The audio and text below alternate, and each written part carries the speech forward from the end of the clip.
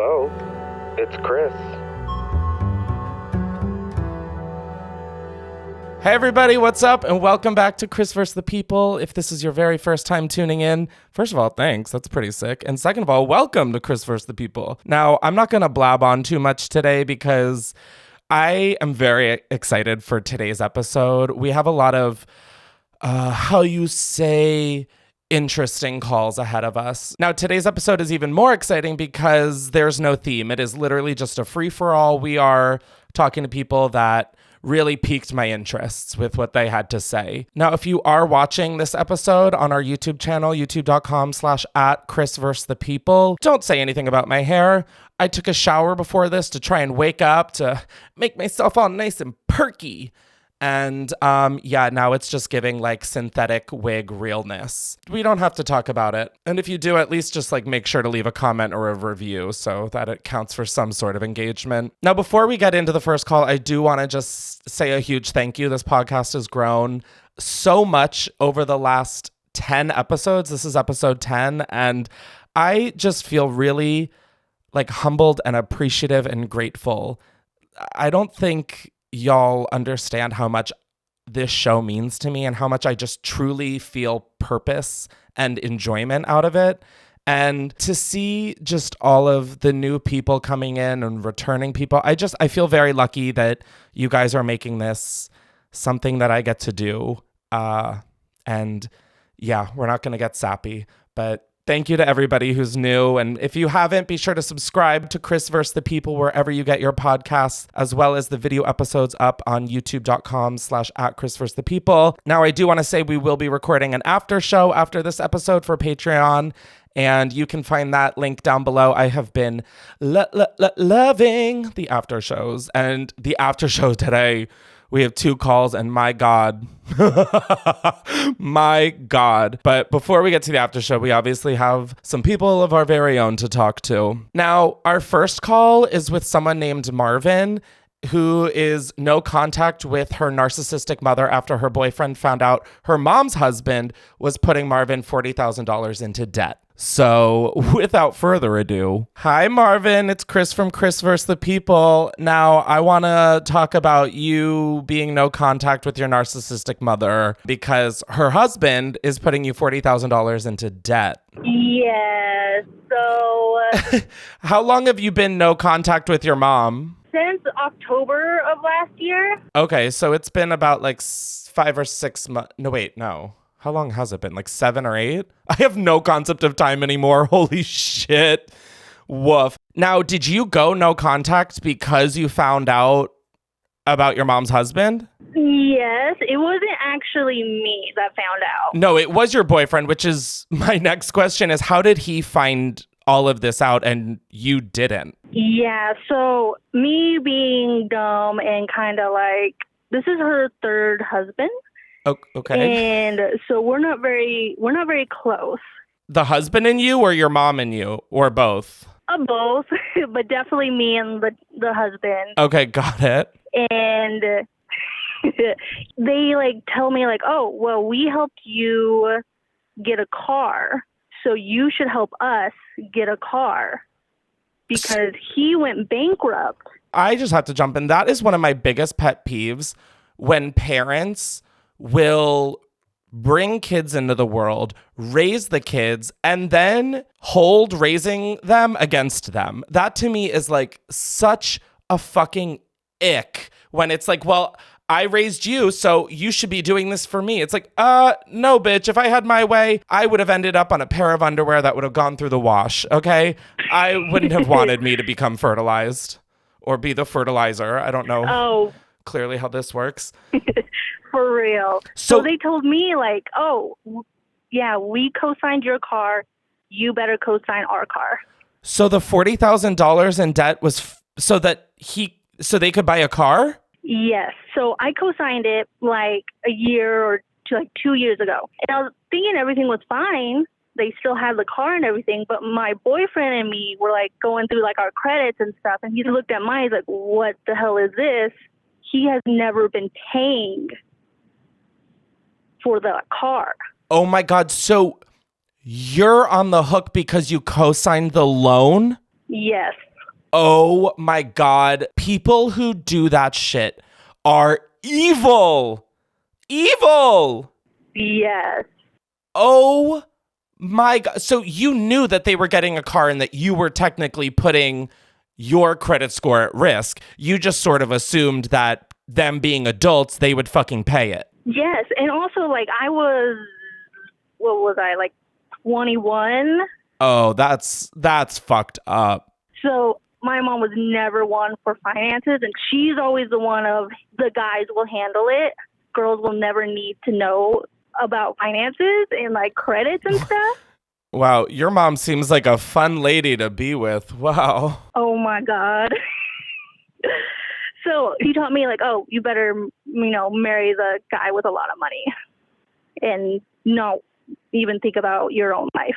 Okay, so you find out that your mom and her husband number 3, if we're going to be shady, Yep. are basically tanking your credit score. How did you confront them? I'm assuming you did, right? Yeah, so me and my boyfriend were like, okay, we're going to have to obviously say something. And it kind of happened in kind of a heated argument in a sense. No, you didn't pull this out mid-argument over something else, did you?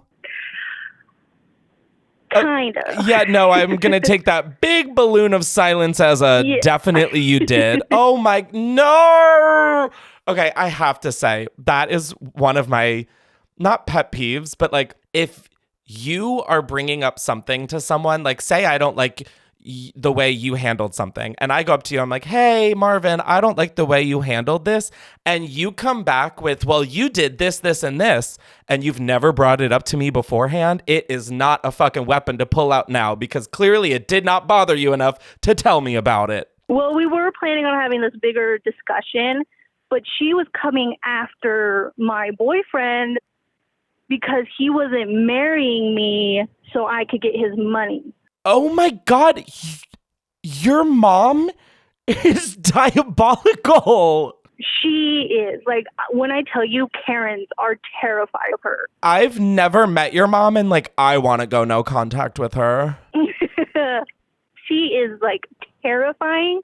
Okay, so you whipped out this argument about the $40,000 in debt because she was coming after your man. So it was actually more of him that stood up. Period. Yeah, she was like going after him, and he's like, well, how the hell am I supposed to get with her when she has this $40,000 credit debt? Oh! Oh!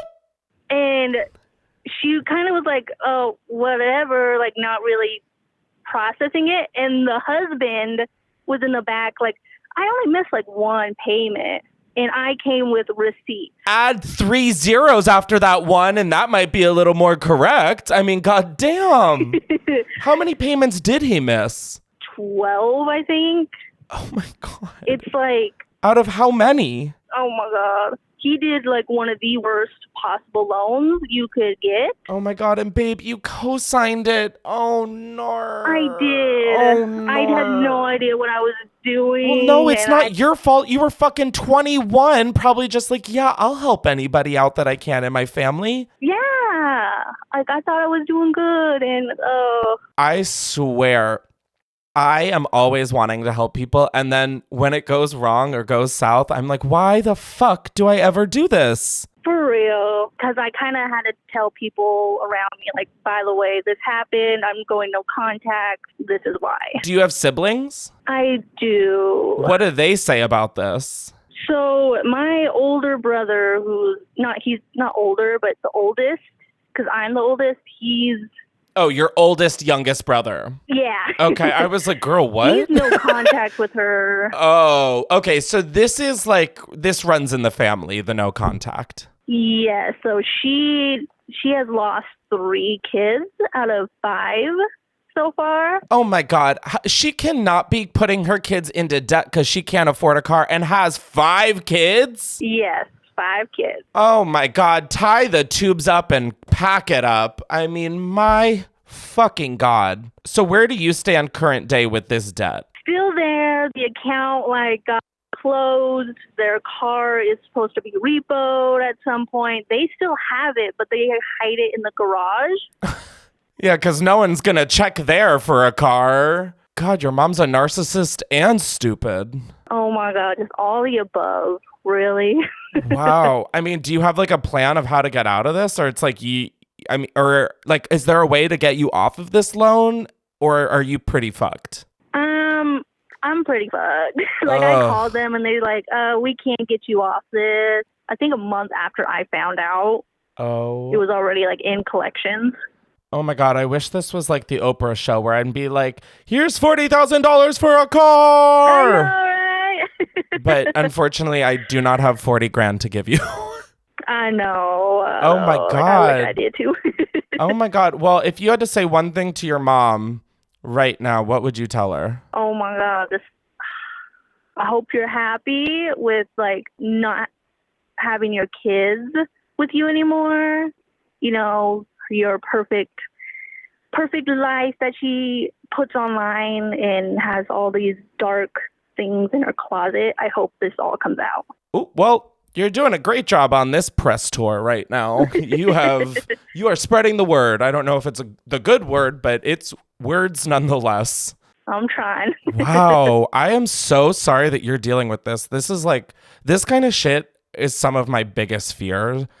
Like this, like getting tied in a loan with like stuff that you literally just can't get out of. Like that to me is such a fear of mine. Oh my God. I am so sorry that you're going through this. But I do want to say, it seems like you have a really dope boyfriend, and I don't say that often to people. Yes. I mean, his parents took me in. Like, I'm living with them now. Oh my God, that is... Okay, I know that this is like, I hate when people do this when you're going through a shitty situation and they like try and spin it. But like, okay, that is really beautiful that like, in a weird way, your family had to fall apart so you could find your actual family. You know, you're right. Like it's hard because you're $40K in debt from something that isn't your fault, but you have the important shit in life, which is good people around you, people who want to help you out. Like, I know it's so hard to see that in these moments, but like that's winning. Like, you are winning the fact that you have someone who loves you and is willing to go to bat for you. I mean, the fact that you have a family who's willing to take you under their wing. Like, I don't know. I know it doesn't help literally being 40K in debt, but that is a really like nice, beautiful thing you have found in such a mess. Yeah, I'm really happy. Well, not about the debt, but yeah, I hear you. No, not at the past, but... Wow. Well, thank you so much for sharing, and I will talk to you later. I'll be thinking of you, girl. Oh, thank you. Thank you for letting me share my experience. Oh my God. Godspeed on this press tour of trashing your mom. I am so here for it. Thank you. No, thank you. Bye. Dude, I hear stories like this. Oh, wait, no. I kind of have a parent like this. It's not my mom. It's the one I haven't talked to in 10 years. Yeah, no, having a narcissist as a parent is just truly one of the strangest, shittiest cards you can be dealt, because the whole time they're supposed to be your guardian, like your protector, your like guide to life. And then when they're the ones fucking you over under your own goddamn roof, oof, that's heavy. I relate a lot to this story in ways that I don't want to share because, I mean, it involves my family who's chosen to remain private. But, I relate to this story a little too much. So we're just going to keep it moving on along to our next call, which is with someone named Sassy, who knows a girl who f***ed her dad willingly. Yeah, I know. I too have questions. So we're going to get Sassy on the phone. Hi, Sassy. It's Chris from Chris vs. the People. Now, I need to talk to you about this girl who f***ed her dad willingly. Okay. Like, just first of all, who, what, when, where, why, and how. But for real, how long ago was this? Oh, God. It had to have been at least, I want to say like maybe maybe 8 years ago. Okay. I was in high school, so it was a fat little minute ago. It was high She school? was not in high school when this happened. Oh, Well, she okay. was not in high school. I was. I'm a few years younger than her, Oh my so God. we're not talking about a high schooler here. Oh my God. No, I was like, oh, so this just got 0 dark 30 real quick. No. So with this one, no. It's like she was an adult. I was in high school. There was just an age difference between her and I. Oh, okay. Got it. So what is your relation to this girl? So I knew her name was Tabitha. Well, no, don't put her out there like that. Oh, girl, fake names. Come on now. Okay, so we've got Tabitha, the willing dad fucker. Ew, yes. I mean, you said it, not me. I just put all the words together. So how did you know Tabitha? My mom was friends with her mom. So I was like friends with Tabitha, but it was kind of a forced friendship at that. You know how that goes. Yeah, it's like your moms are hanging out and they're like, oh, our girls can play together. And then her daughter's like, I want to play with daddy. Ew, yes. Yeah, no, I also didn't love the way that sounded as I said it. So I would like to apologize. It's okay. I forgive you. I'm just going to apologize in advance for even telling you this story because it's just like, you're going to need an I survived shirt after. Oh my God, I would love a nice little I survived t-shirt. It applies to so many things these days. How did you find out that she was f***ing her dad willingly? Girl, she told me. She told me. Spilled the beans and everything. Wait. Okay, let me ask an important question because this kind of shit happens at my live shows and on this podcast occasionally. Was it her biological dad? Yes. No! It was. There is a plot twist, like, in the whole situation. Like, he wasn't present in her life. So Tabitha was adopted. But she built a relationship with her bio dad, though. Wait, okay. Hold up. Yeah. Okay, let me break this down for all the idiots listening, who I am the leader of. Tabitha was adopted, so this wasn't her biological dad. No, this was her biological dad. Tabitha her biological dad, not her adopted dad. Okay, that is just worse than... Okay. Oh, so she was adopted, then found her biological dad, who was not present in her life, and then fucked him. Yes. Like she was adopted and her parents were super cool. You would have never known that like Tabitha was adopted because they were like, their family was so tight. And then when she was 17, she was like, I want to find my biological parents. And I guess she just stopped at dad and didn't even try to find her mom. Well, I'm glad she didn't find her mom. I don't want her s***ing her. I mean, Ew. What the fuck? Stop. Did she explain like why? Yeah, she did. And it doesn't make it any better, unfortunately.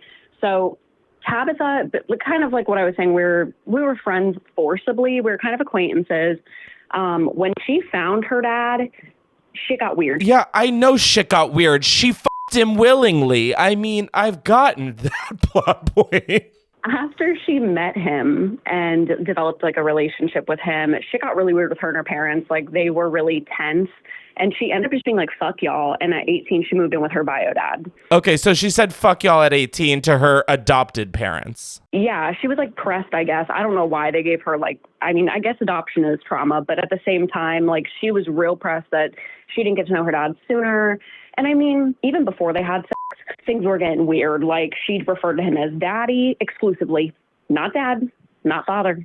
Daddy exclusively. His contact name on her phone was decked the fuck out in emojis, like hearts and heart eyes. It was just, he was her screensaver. It was getting weird before it even got to the, intercourse part. Oh my God, this is like the Olympic level of daddy issues. Oh, fuck. Okay, so she's got wild emojis and him as his lock screen. Yeah.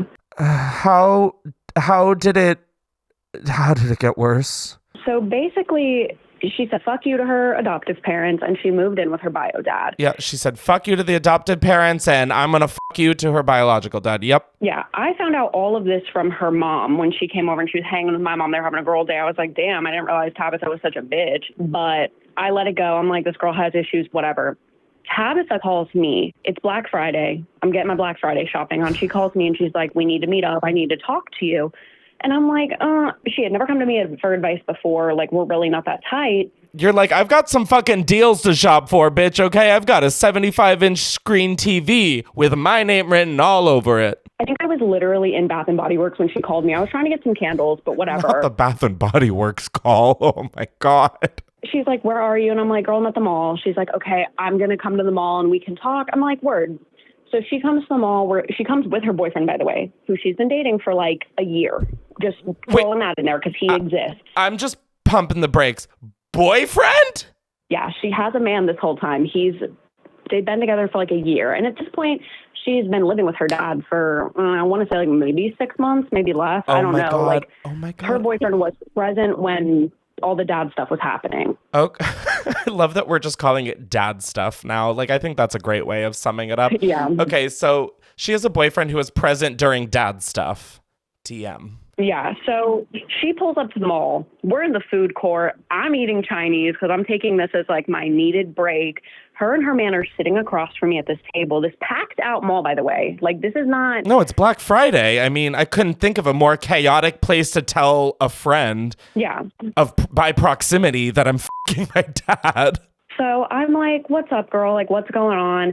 And that's when she drops an absolute bomb on me. And she goes, straight up, she's just like, I f***ed my dad. I had sex with him.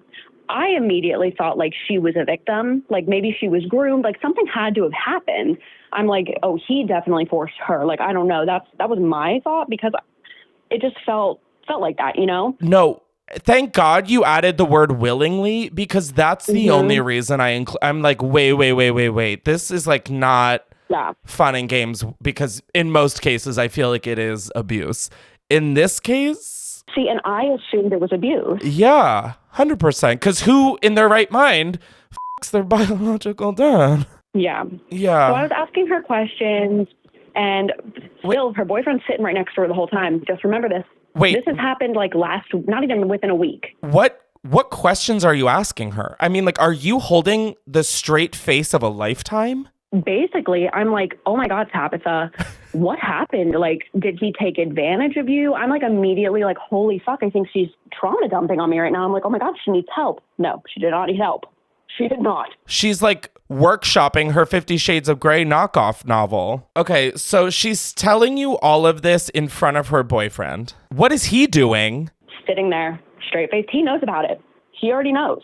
I mean, I hope he's not also finding out in the food court on Black Friday. I mean, Jesus Christ, that would be insane. She's like, thank you all for meeting me here. I'm asking her what happened, and she admits that they were drinking together, which, I mean, I was already kind of like, what the fuck? But so they're drinking together, and she said she was kind of feeding him drinks. She was pretty much sober. She was a little tipsy, but she was feeding him drinks all night. And then, like, she took him to the bedroom and f***ed him. She took him to the bedroom and f***ed him. So, like, wait. So was this consensual? Girl, I don't think so. I need to get the dad on the show immediately. Rest in peace. He's dead. Like, for real. Oh, he's dead. Yeah, he passed away. Rest in peace. Okay. But I will say, after all of this happened, he never spoke to her again, obviously.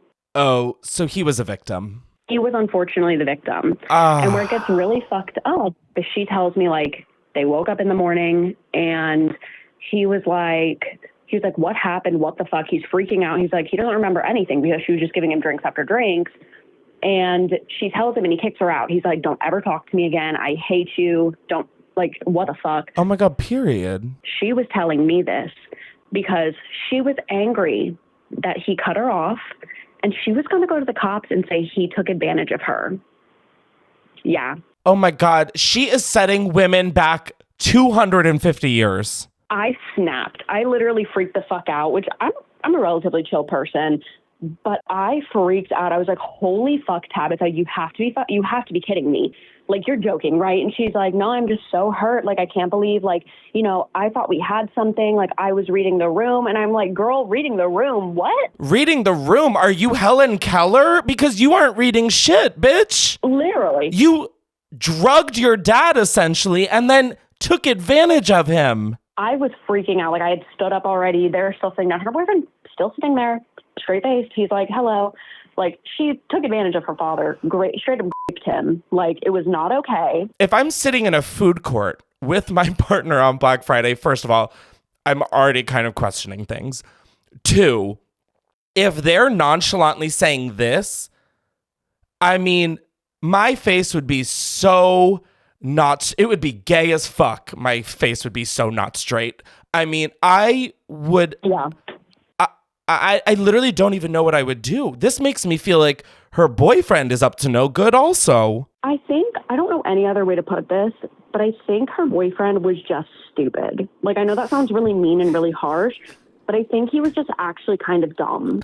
Like, he gave that vibe of, like, the lights are on, but nobody's home. You know, like, you could look at him and you're like, oh, if you were a dog, you would definitely be like a pug. Because, holy shit, there's nothing going on.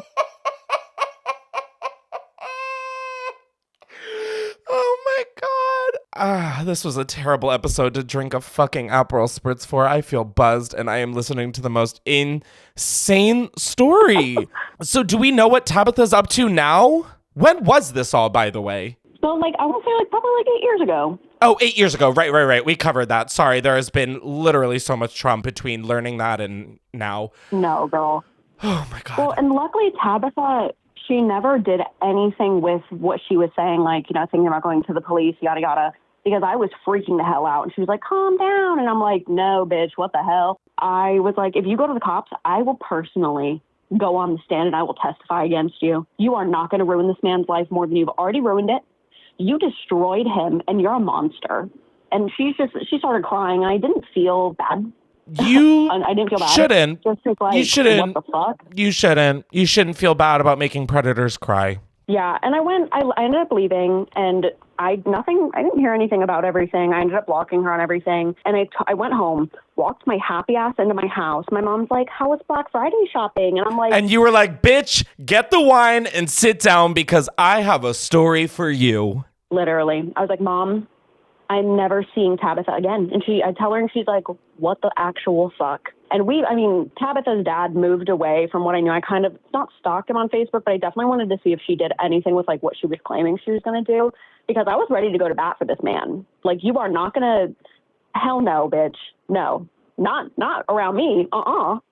I mean, period. I'm rarely speechless at shit. Yeah. I literally have never heard anything like this in my life. Girl, I survived. No. That's all I know how to say. That's all I can say about this. I survived. No, you did. You got out. Oh my God. Have you heard from her ever since or no? No. Oh my God, no. I blocked her on everything. I was like, I'm not doing this. I think she knew she shit the bed, and she just kind of was like, you know what? I made my bed. I'm going to sleep in it. I'll sleep in the shit. I'm never going to speak to Sassy again. And I think that's just that's how it went. I think that's the way it should go. Yeah. Oh my God. Sassy, I at no point knew where this was going.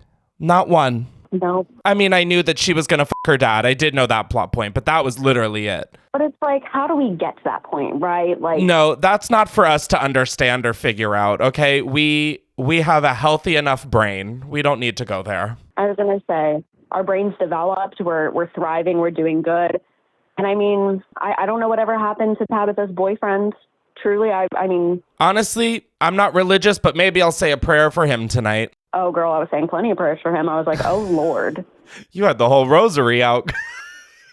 Mm-hmm. Yup. Oh, my God. Sassy. Well... Tabitha's dad, like, as sad as it was, he did move away. He, like, moved very far away. And it looked like he was living a very happy, like, he was doing his best after escaping Tabitha.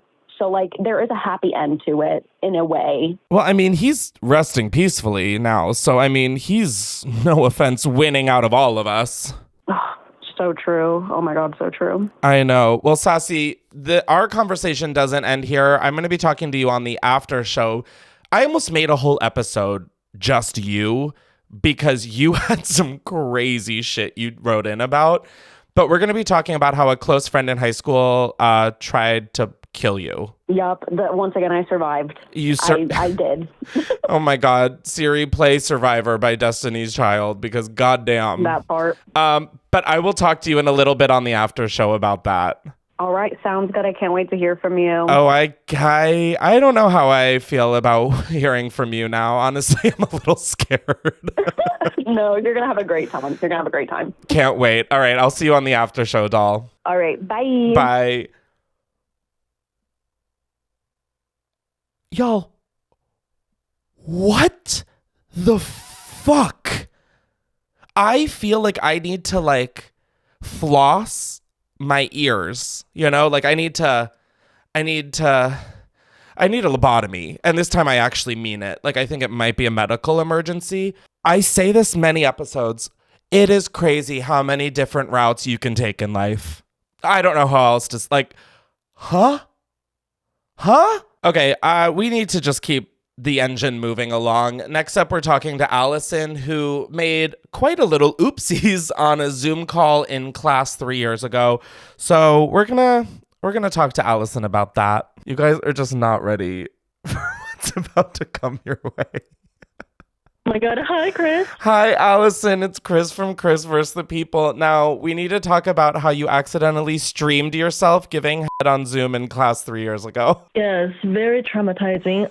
So this happened back when I was in college. Yeah, 3 years ago. I have a question. So it's obviously the pandemic, correct? Yes. Okay, what? This is like any time. This isn't just you. This is any time I see like one of these Zoom whoopsies where it's like someone taking a shit or someone going to jerk off.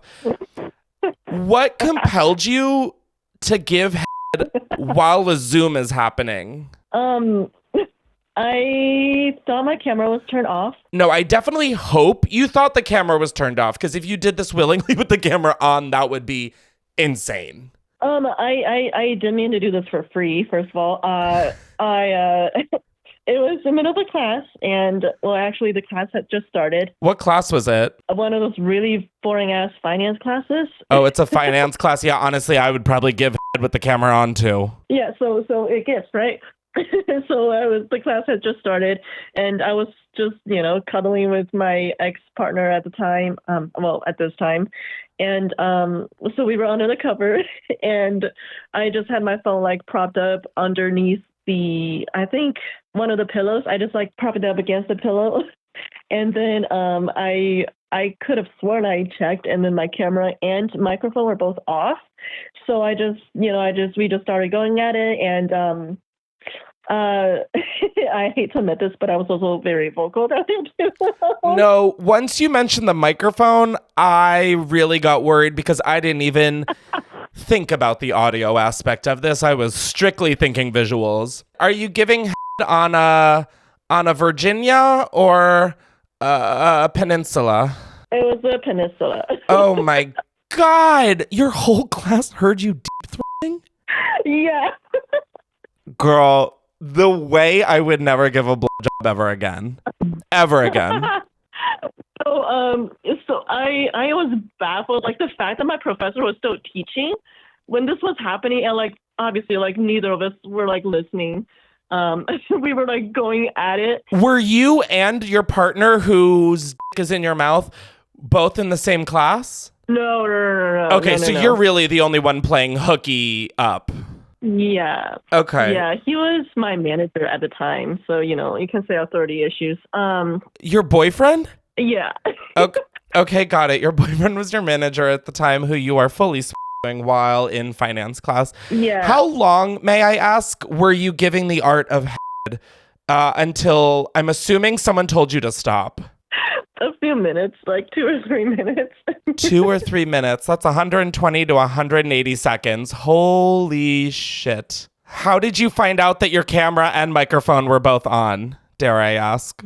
Well, everybody went silent for a bit, and I was like, interesting, what's going on? And I looked at my phone, and my chat was blowing the fuck up. People are like, your camera and microphone on, and they're like, my friends text me, they're like, girl, you should probably like stop sharing. And I was like, what actual fuck? And the way I literally just left the meeting, and You dropped the class.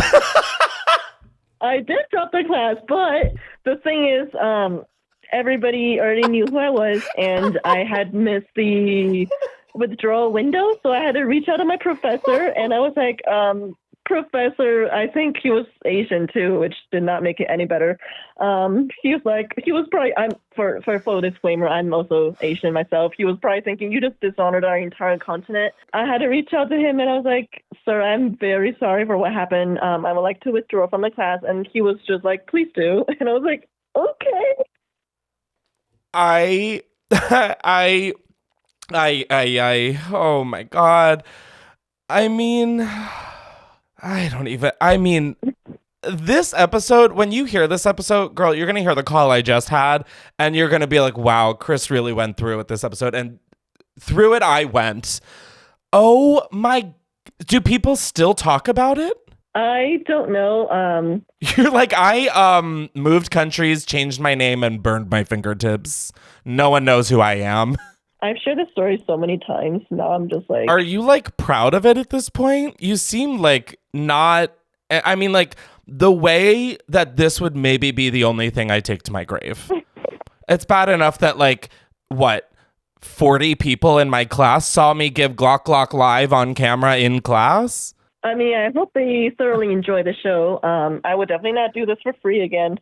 It was charitable of you, at least, to do it for free in a finance class. You're showing a bunch of finance bros what it means to give. And I think that's special. That was entrepreneur at its best. Well, I don't think that's very entrepreneurial of you if you're giving it away for free, but totally. It was a promo, okay, Chris? It was a BOGO. Oh my God. Well, Allison, our conversation isn't going to end here because I'm actually talking to you on the after show about your insane work gossip, which just sort of lines up with the story that we just heard from you. I personally am very excited. All right. Thank you for calling. Oh my God. I will talk to you in a little bit on the after show. My God, Allison. That's good. All right. Bye. Oh my God. Suddenly getting caught for cheating in class sounds like a vacation. I genuinely, when I hear stories like that, I really try to put myself in that position of if I was giving head, mic and camera on in the middle of a college class. I'm genuinely trying to think about what I would do. Like, I don't think I'd even have the balls to be like, hey, professor, can I withdraw? I just would I would go no contact with my professor, I think. I would just turn in a paper and then walk away or the wigs I would wear that semester. Ooh, honey. Oh, I would be a different person every day. They'd be like, are you the one who gave head on Zoom? No, it's me, Mrs. Iglesias. Guys, what the fuck? If I was going to do that, I would have, there just wouldn't have been enough safety precautions to make sure everything was correct before anything entered me. Oh my God. Okay. We're going to end this episode hopefully on a better note, but now that I just sort of refreshed myself on what this next call is going to be about, I don't know how this episode is going to end. But we're talking to Anya, who took a hit from a stranger's bong in Boston that unfortunately seemed to be laced with something. So... Hi, Anya. It's Chris from Chris vs. the People. We have an infamous bong rip to talk about. Now, do you live in Boston or were you visiting? I lived there during my freshman year of college. Oh, okay. So I was going to say, how did you end up with a bunch of strangers and a bong? But it was freshman year of college. Say less. I got it. How did you meet these people? How did you get into this situation? Did you know anybody in the environment you were in? So a little backstory. I had just moved into the dorms and it was right across from the Boston Commons, the central park of Boston, basically. Yeah, I'm familiar. Yeah. So me and my roommates were oh, we kind of want to go out and see what's the spot? Where do people go to party? So we had just met 2 days ago at this point, my freshman year. So we get ready and we go out. One of my roommates, his boyfriend, was oh, I know these people, come to this spot. Of course it was a bunch of gays. Jesus Christ, the gays are trying to kill you. I know. I was okay, who are you? So we go to this spot and there's a bunch of these people. Well, time out. You say we go to this spot, like we all know the spot. Where is the spot? Is it like a respectable apartment? Is it an alleyway? Is it like outside of a bar? Like, what is said spot? So it's like kind of in the grass at this statue. I don't know if it's George Washington or not. It doesn't matter. It's some sort of colonizer. But you're outside, basically, in like a public park. Yes. Got There's full-on people walking their dogs at night. Totally. Been there, done that, seen this all before, minus the laced with something aspect. Yeah. So there was a bunch of these upperclassmen, or so I thought, because they looked older, with these bongs. And I'm like, oh my God, I want to get high. Had you smoked before you like got to college and everything? Yes. Okay. I have. Okay, got it. So you see these older people with bongs and you're like, hey, what could go wrong? Yeah, I'm like, oh, it's just weed. Like, I haven't smoked in a couple of days because I just moved here. So this random stranger comes up to me and she's like, hey, do you want a hit? And I'm like, yeah. So I take a rip. An ungodly amount of smoke goes into my lungs. And I start coughing and coughing. Did it feel differently than taking, like, now, I mean, obviously now we know it was laced with something. But when you took the hit, did it feel differently than if you were just doing a bong of actual flour? Okay, yes. But also, I'm like, okay, maybe the weed in Boston is different. Yeah, it's different because there's meth in it, mama! Okay, well, I think it was LSD because I am laying on the grass 10 minutes later and my roommate and his boyfriend are like, are you okay? And I'm like talking to myself, saying that there's colors and shapes around me. And so they manhandle me back to the dorm. I mean, okay, thank God for them. Yeah, right? Let's honor this month of June to them for getting you back safely. I know. I'm so thankful for them because I barely knew anyone there. You know, we just met. Although, wait a damn minute. They're the reason you were even in this fucking park to smoke a bong anyway. So if this is like the Donald Trump of it all, they like made a problem for them to clean up and look like a hero. This is some bullshit. Yeah, right? But I don't know. It was fun. And up until that point. Oh, I was like, girl, what? I was like, how was this fun? It sounds stressful as fuck. Well, it was like meeting new people. You know, you're a freshman in college. How old are you right now at this very second? I'm 23. Yeah, you have the life and vigor and bounce back of a 23. You were like, it was kind of nice. I met new people. And granted, I went through a traumatizing drug poisoning, but like the night was beautiful and the grass was nice and I met new people. Oh my God. God bless you. I mean, I try to be optimistic about it because, you know, no regrets.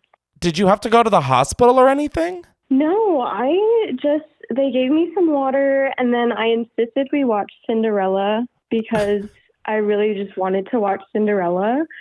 And then I went to bed and they were trying to figure out, can weed actually be laced with LSD? Like, I don't even know to this day. I don't know, but I have a friend who was in this exact same predicament where she went and visited a friend and they went to the friend she was visiting's like friend's kickback or whatever.